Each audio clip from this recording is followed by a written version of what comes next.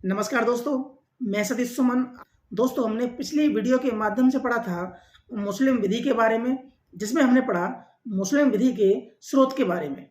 उसी श्रृंखला में आज हम पढ़ेंगे कि मुसलमान कौन हैं और मुस्लिम विधि किन पर लागू होती है, जो कि BA LLB, LLB और PCS जे के लिए बहुत ही लाभदायक प्रश्न है। तो आइए चलते हैं हम अपने टॉपिक की ओर कि मुसलमान कौन हैं और मुस्लिम विधि किस पर लागू होती है।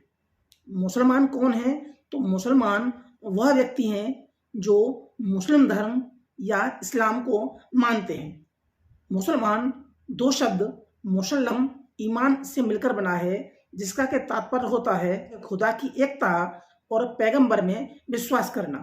तो मुसलमान के लिए आवश्यक नियम क्या हैं? तो मुसलमान के लिए 5 आवश्यक नियम हैं जो मुख्य रूप से हैं। तो पहला है कलमा, यानी कलमा पढ़ना।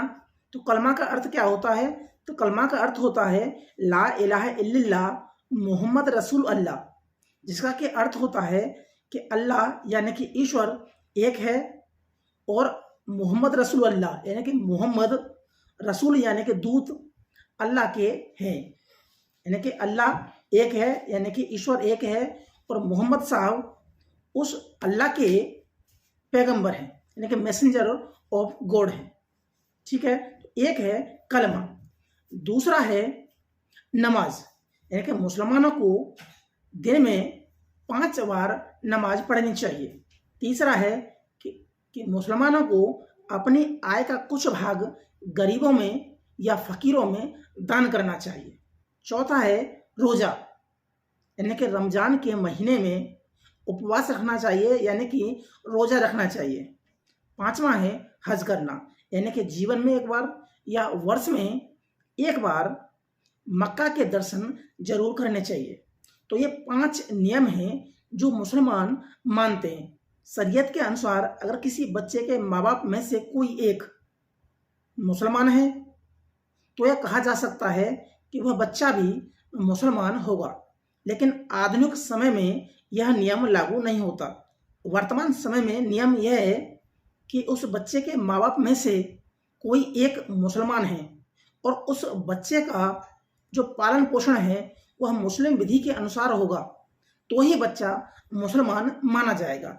न्यायालयों ने अपने निर्णयों में यह निर्धारित किया है कि मुस्लिम विधि के प्रयोजन के लिए वह व्यक्ति मुसलमान है जो तौहीद या रसूल पर विश्वास करता हो, यानी कि वह विश्वास करता हो कि खुदा एक है और मोहम्मद साहब उस खुदा के रसूल यानी कि दूत हैं। कोई भी व्यक्ति जन्म के आधार पर या धर्म परिवर्तन करके मुसलमान रह सकता है। जन्म से मुसलमान व्यक्ति जब तक मुसलमान रह सकता है जब तक वो अपने धर्म का परित्याग न कर दे।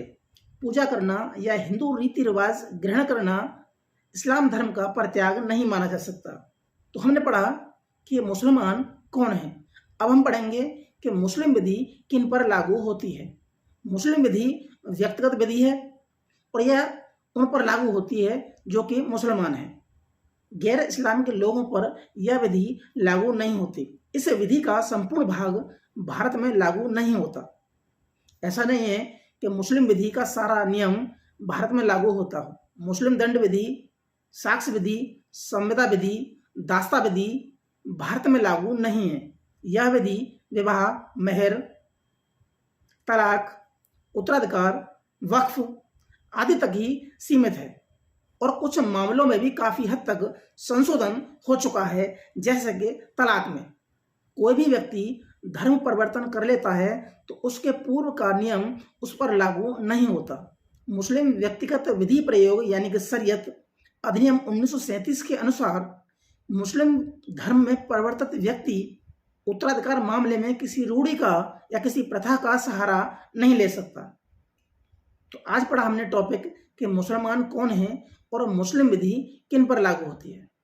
तो आज के लिए सिर्फ इतना ही। मिलते हैं हम अगली वीडियो में, तब तक के लिए नमस्कार।